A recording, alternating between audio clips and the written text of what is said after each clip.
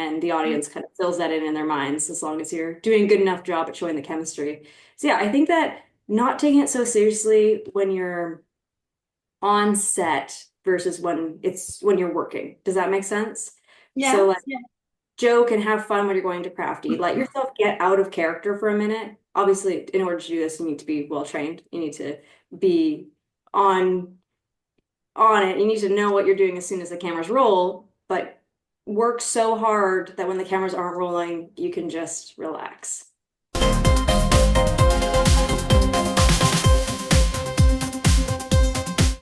Welcome everyone to this exciting interview segment. I'm Desira, and here at the Survival Show today we'll have Sidney Quesnelle, star of the Lifetime movie Girl Taken. Thank you to join us today, Sidney. Hi, thanks for having me back. I'm so excited. I've been watching a bunch of your interviews lately, so I every time a new Lifetime movie comes out that I know people in, I'm like, have they done Survive the Shows yet? Great, thank you. So, join us as we delve into Sidney's insights into her character and the challenges of filming this movie. So, how did you prepare to embody the role of Danny's supportive best friend and Anita's emotional anchor in Girl Taken? Yeah, so I played Becca, Rose's best friend. I know the synopsis, it says the different names, but it's Rose's best friend. And it was really, uh, again, this was a one-day shoot. Even though I know I'm in quite a bit of this film, it was a one-day shoot. So uh, Oh, whenever you film these Lifetime movies, they're from CMW Productions in Kelowna. You yeah. only filmed in about 8 days, so there's a lot of preparation. As soon as you get the script, you Ooh, you really have to take it all in as fast as possible, and you really only get one or two takes, so you have to be as prepared as possible when you go onto these sets, which is a lot different from, say, like a feature film where you have 6 months and you have like 4 or 5 takes of everything. Yeah, you got one or yeah. two. So you just have to be as prepared as possible and really just I I mean, not to get too like actory, but I do more Meisner techniques. So for me, it's a lot of just I learn the script and then whatever my scene partner's giving me, I just try to be as authentic and uh, in the moment as possible. Great. This was shorter, even shorter than the other movies, Lifetime movies. Only Yeah, 8 days. yeah, I believe this one was 8 days. It might have been nine. I can double check. I know that the one I filmed right after this one, so I have another one coming out, I believe that one was 12 days. I think we got an extra couple days. Yeah, Yeah, they're fast, they're quick. more faster than this one. So, what drew you most to this particular script and the dynamic between the best friends? Yeah, so playing Kennedy, Rose's best friend, Kennedy played Rose, and it was really easy. Whenever you walk into a set for the first time, you're always nervous of like, oh God, this is supposed to be my best friend. Like, we're supposed to show years of experience. And again, okay, rolling, one take, let's go. Yeah, So I always try to, if especially in Kelowna, because no one's really from Kelowna that are on these films as much. It's Kelowna's a beautiful city, but you'll usually text people and be like, hey, do you want to go grab a drink like before we film to get to know them? But I didn't get to do that with Kennedy. But we just clicked. It was just so easy. And she's so phenomenal and smart and like she's just such a good actress that it was just easy to be her best friend. And there's some stills if you look on the IMDb, it's under a hidden link, but it's our stills from the show, and there's some stills of us just playing with a rose, and that was not on camera. That was just the stills photographer was taking us being goofy in the background. So that was it was easy. It was very she made my job very easy. amazing. And can you share an anecdote that captures the chemistry on set between you and the other castmates? Oh goodness. I think that like probably when it was just like Eric Hicks and Kennedy and I were just we were upstairs in this little house. All these lifetimes, they're all filmed on location in little houses. Like it's just everything is filmed in real places, which also helps with like the immersion. And we were upstairs, and they didn't have any actors' chairs for us because we were moving sets, and we were all just like laying on this bed and just being. I don't even remember what we were talking about, but we were laughing so hard. We just kept hearing like, "Quiet down." Quiet when they were downstairs doing the set. And I don't remember what we were laughing about. We were just laughing so hard. But yeah, that was yeah, within the first 5 minutes. The guy who's the villain and the other girl were just having a great time. Great. And how did you balance the thriller tension with moments of levity in your performance? Think you just have to. Like these movies are so intense.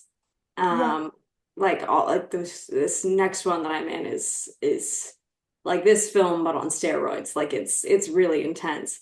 And I think that in order to play best friends authentically in these scenes, you have all of the fun when we're not filming. And so then that way, as soon as it's filming, we can just drop into like, oh, that's my best friend, and now we're going through this horrible thing. Because we don't get to show the best friend fun times on the screens. We don't get to show that because it's not interesting. And the audience kind of fills that in their minds as long as you're doing a good enough job at showing the chemistry. So yeah, I think that not taking it so seriously when you're on set versus when you're working. Does that make sense? yeah, So like yeah, joke and have fun when you're going to crafty. Let yourself get out of character for a minute. Obviously, in order to do this, you need to be well trained. You need to be on on it. You need to know what you're doing as soon as the cameras roll, but work so hard that when the cameras aren't rolling, you can just relax. I think that's what you kind of need to do. yeah. Great. And what was your approach to evolving your character through the movie? So she doesn't go through like a lot. She just kind of a worried best friend. I mean, she does go through a lot because her best friend's missing, but again, it was easy. Like as soon as we did, I did a scene with Erica Durance, the first scene I did, and wow, I mean, we all know that she's incredible. And like we did one take, and I was like, holy crap, like this, like she was so good, and we just like moved on. Um, and so I think that from starting at an intense moment and then getting to play in the space of then it was the birthday party with Kennedy and having a bunch of fun and then into, oh, Kennedy's having a rough time.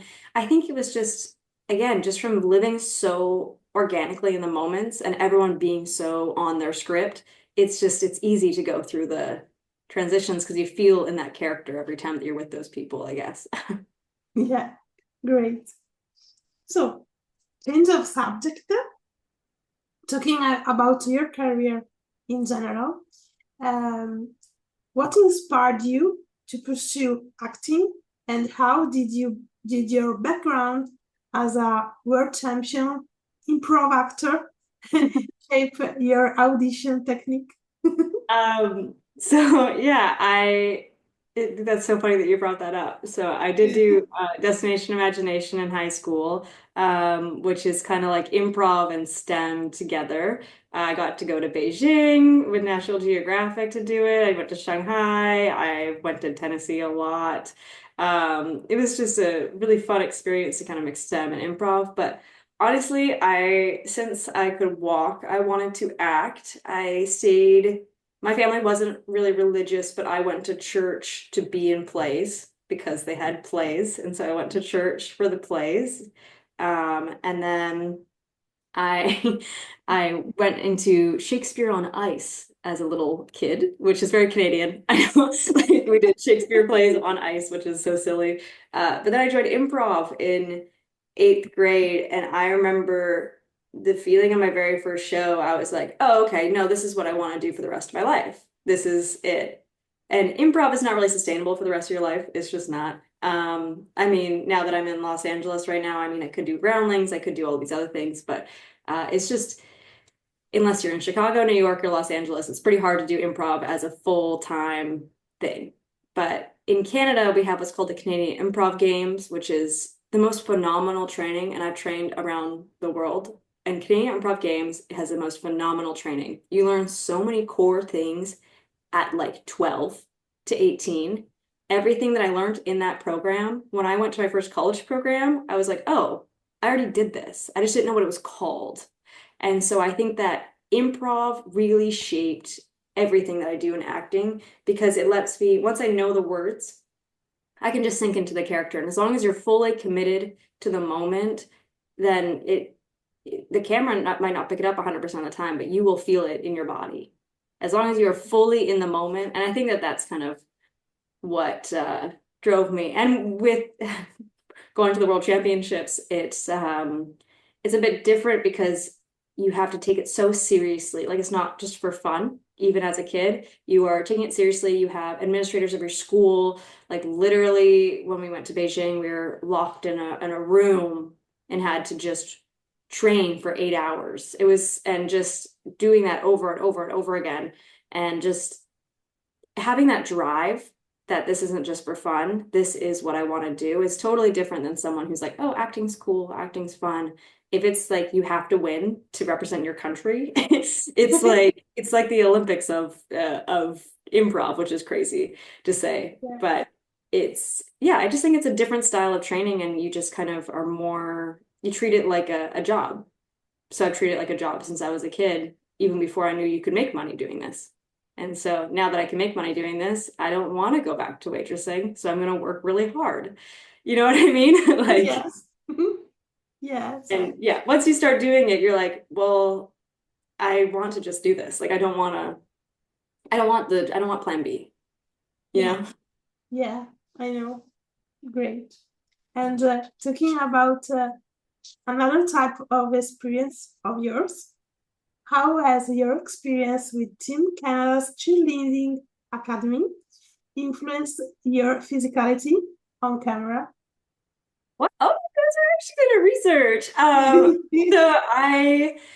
I think that Team Canada in 2020 was such a incredibly difficult, but incredibly just incredible experience. Again, representing your country is just it's a different level of pressure, a Yeah. different level of pride. And I do think that I feel that every time I'm on set, especially now that I'm down here in Los Angeles, every class I'm in, they're like, oh, you're the Canadian. Oh, you're the Canadian. And every time I hear that, I feel like I have to be better. I just have to, like I'm really Yeah. representing. I mean, as you know, like you're not an American podcast host, you like it's different. It's harder Yeah. for if you're not American, and Americans don't realize how hard it is to break into American media. Um, but cheerleading, you have to have so much discipline. I was just cheering with the California All-Stars. My coach was Eddie Rios. If you guys watch the Cali Cheer Show, you guys understand that it's he is exactly how he is on the show. I love him so much, but he's a psycho. Um, but that's how you train harder, and you just have to have so much discipline, and giving up is not an option. And so I think that that's also helped me in all these Lifetime movies. I do my own stunts if I have the opportunity. I had my friend Tally did do my stunts on my first Lifetime. She did the head hit, but I did everything else because I want to. I like and not you can't always do it, and it's not because of your capabilities. So because producers are like, we need you for 7 more days. If you get hurt, Yeah. what can we do? Yeah. But I just think that in cheer, you have to be so aware of where your body is at all times, and you're part of something bigger than yourself the whole time, and you have to have a lot of confidence on stage. I think that that comes a lot into my acting. Also, I've just done a lot of cheerleaders on shows now at this point in the background of shows. Great.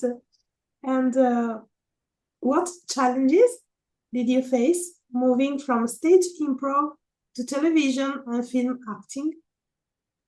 Um, I remember, oh my gosh, my first on-camera class at New Image College, and my teacher was Peter Hanlon, and I was given the script, and I knew I could do scripts, I knew I could do stage workout, like I was good at that. But I'm from a small town that didn't have anything on film. We just didn't have it. Now there's a Comox Valley Film Festival, and now there's a studio called Sitka, which is run by my friend Allison, and like kids have this opportunity now. But when I was a kid, you just had stage. So I remember being in my first on camera class, and he's like, "Okay, leave and then come back in." And we were playing nurses or something, and I just remember I closed the door and I was like, "Oh no, you know what? I think I'm gonna quit, actually. Actually, I can't do this." Like it was so intense to know that all of my classmates were watching me on a huge TV. And I was like, I don't think I can do this. But here's the thing, there's again, you can't make a viable career. It's harder in theater right now. And then once you get over seeing yourself as you and you start looking at yourself completely, it's a weird out of body dissociation thing. But once you start looking at your performances as a business and as an outsider, not as like, oh, my skin looked bad, like that kind of thing, once you stop thinking about that, it's way easier. And you don't hear the audience. That's like another weird thing is my very first show I was in was Cruel Instruction. I don't know if you've seen that one. It was about like the girls in the school. Kelsey Moema was the lead on that one. Yeah, Uh, yeah, so that was my very first film, and then I had COVID when it was a premiere. So I just watched it from home, and I mm, started watching it, and I was like, this is so different because you don't hear the audience, you don't know if people are liking it or not, you don't know if people are connecting to it or not, and you're just like scrolling trying to see if like, oh my God, did they like me? Oh my God, did they like what we worked so hard on? And so I think that that's, you don't have the instant gratification. That's why I want to do a multicam show. I want to do something like Friends where you hear it, you know that people are liking it. I don't know. yeah, I think the audience is such a big part about art in general. I think everyone's like, oh, art is what I do. But it's not. It's about the connection with the audience. And so if I don't know if the audience is going to connect, it's hard. yeah, yeah, exactly. And which early role do you feel was your breakthrough, and what lessons did it teach you? Film or stage? What do you prefer? Mm, I think I'll talk about film for just a quick second here. Yeah, One of I think on Cruel Instruction, my character changed after we had one full day of filming. And I really think that, yes, I could have been auditioning earlier, but instead I went to school and I was getting frustrated that all these people were auditioning for like one-liner roles. And I was like, I could obviously do that. You know what I mean? I yeah, have training, but I wanted to go to school and I didn't start auditioning until after I graduated at least one conservatory. I'm now in my third conservatory. So like I I'm still training because you should never stop, but yeah, I got this role and I don't think that if I didn't have all my training, I could have done it to the capability I did because it started off where I just had one monologue and two lines. And she was supposed to be really shy. She was described as timid. And then after day one, I was talking to Stan, the director, and he was like, actually, this character that's just supposed to be a stunt performer in the beginning, who jumps on a security guard and goes ballistic, that's actually going to be your character now. And so I had to justify everything we already filmed for day one and day two of me being like this shy girl to how does that connect to what I'm suddenly filming right now where I'm attacking security guards and getting knocked out. Like I'm just trying to figure out how to do that. And then I had to do a scene in that film where I talk about being sexually assaulted and a lot of tears, and it's a very difficult emotional scene. And we did it in one take because I trust the people around me, and I think that was a breakthrough of like, oh, I can do this. I can play in this space. I'm not messing up at every corner. Like obviously I've had shoots after that where I was like, wow, I suck. This is bad. But I think everyone in every job feels that way. Because again, acting is just a job. But yeah, I think that that was really a breakthrough moment for me was that my improv training and all my training, I can switch it up. If they need something different, I can change it. And it was just such a moment of like people cling on to like whatever they do, you know, like they cling on to their characters, but you have to, it's not, it's not yours. It's the producers, it's the showrunners, it's the networks. That's their vision. You are just there to play it, unfortunately. You can have your heart and soul in it, but at the end of the day, you got to do what they want. And just finding ways to make that fun. So I think that was a big breakthrough moment of like, oh, okay, yeah, screw everything I worked on. New thing. Yeah, interesting. So, talking about your background as a person, you speak three languages, right? Oh, oh, where did you get this from? Let me hear. Let me hear. Let me. How English, right? Yes, French. I can read it. Speaking it is impossible, but Oh, reading it because I'm okay, from Canada, you can read it. It's on everything. But okay. I just did a French test the other day to see how I'm doing, and I'm above A1, so I'm good. I'm okay. Like I can still read No, it just it's fine. fine. But Okay. if you were to speak it to me right now, I'd be like, Okay. Okay. This is talking about read, so it's fine. okay. How does this skill inform you approach to character and script analysis? Oh, interesting. Yeah, that's a really interesting question. So I'm trying to learn a lot of languages right now. My partner, that I live with, he is very talented at languages. He speaks a bit of Italian, speaks German fluently, Spanish fluently, English fluently, and French fluently. So he is like up here, and he's now working on Japanese. I have been working on a little bit of German because we help some food blogs that are German, and then I can read French. I'm trying to get a bit better at it, but I used to have a stutter, so French is hard for where my tongue placement sits. Okay. And then I'm working on Spanish because my entire cheer team spoke Spanish and most of our practices were in Spanish. So, and my roommate that was living with me last year, before the cheer team, she only spoke Spanish. So I really was working on that. But I think that languages, everyone understands core emotions. It doesn't matter where you are. It doesn't matter where things are set in certain places because people react in certain ways, obviously. But everyone at their core is a human. So I think that just by learning more about other languages, you understand more of the human experience. And Yeah. it kills me how long it takes to learn a language. I just want to know it. I just want to understand it like so badly. But yeah, I think that's just it. It helps with understanding where things are coming from more. And like looking up who wrote it. Is English their first language? And how would I say these words? Because I change the words sometimes, and you don't do that unless you know the casting director. But for auditions, if I don't feel settled in it, I just say what it like. It's not huge things. I'm not like my uncle instead of my aunt. It just kind of whatever flows easier. So yeah, I think just that's a really interesting question. I'm gonna have to sit on that for even further. It's great. So, talking about balancing in your life, how do you maintain personal well-being and resilience amid the industry's highs and lows? Mm, have hobbies. Have Oh, hobbies for sure. I used to work sometimes 4 or 5 jobs at a time, which just isn't sustainable. So I've now found hobbies that I really like that I can also make money from. Just because the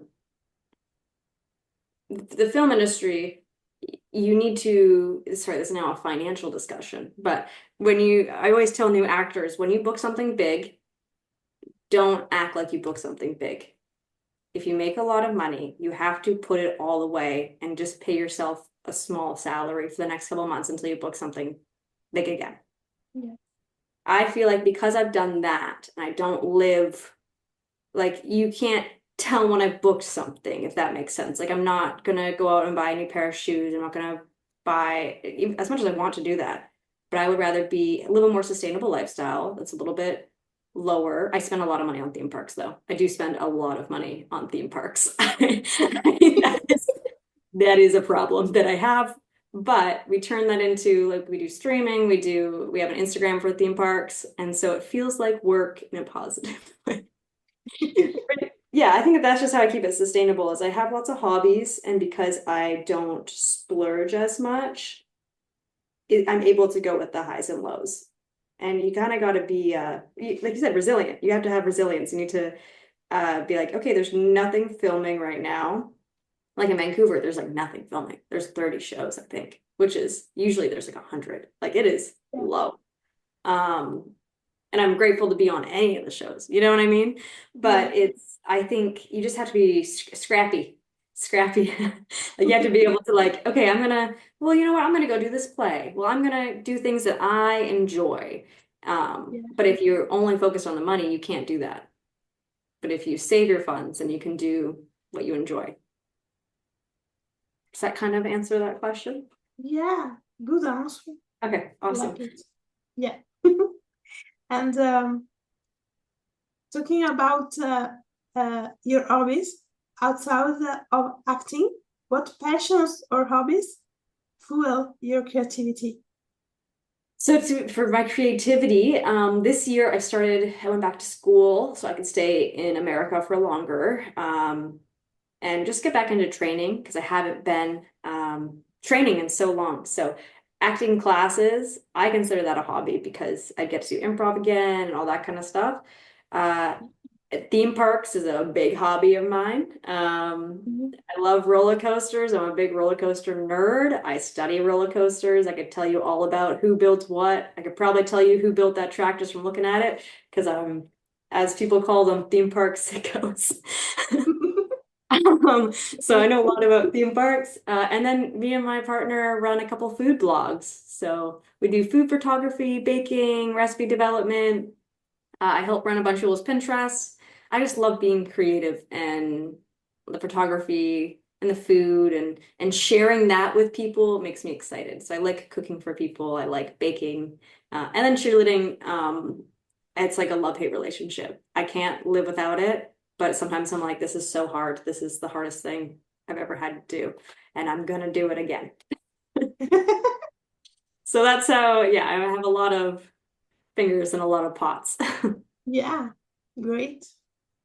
So, um, talking about your background in career, in television career, you know, we we cover Hallmark movies and Lifetime movies in the fall.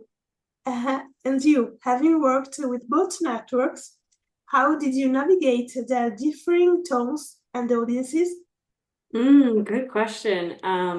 Yeah, I can't believe we're having this conversation. Like, I'm just so grateful that I've gotten to be on both networks now at this point so many times. Like that is Yeah, like that's crazy. Like the first time we met, I was like, yeah, I had a one-liner in a lifetime, yay! And now it's like this is a regular conversation with us, which is awesome. yes, exactly. Um, I think Hallmark. Hallmark is for the people right now where there's so much going on in the world. Like there's so much. You need to keep it simple. Like even I love watching the Hannah Swenson mysteries. That is something I've become obsessed with since meeting Barbara, who played my mom in Leah's Perfect Gift.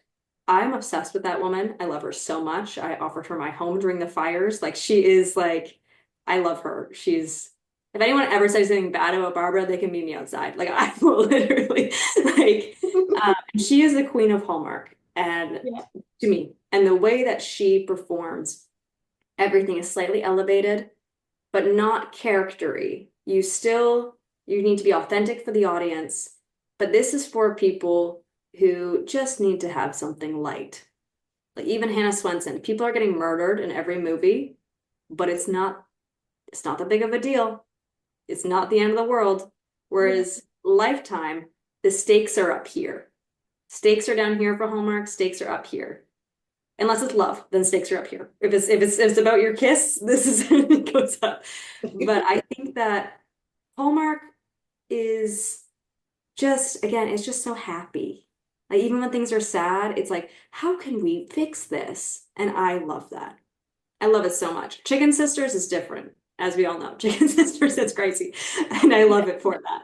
But Lifetime feels everything is like you barely have makeup on. You are running through the woods, probably. Your first day, you're probably screaming on set. That's what's happened to me every time. There's some sort of scream. Like my other one, we'll talk about it, I'm sure, in a couple months when it comes out. My very first scene, I had to run up a hill, throw a bike, and I was screaming. Like, I won't say the character's name, but like, crying. Like, that was my very first day on set, very first scene. You know? You're not doing that in a Hallmark. Yeah, no. It's not happening. In a Hallmark, you're like, Christmas cookies, or she was murdered. But it's again, it's for people who want to escape.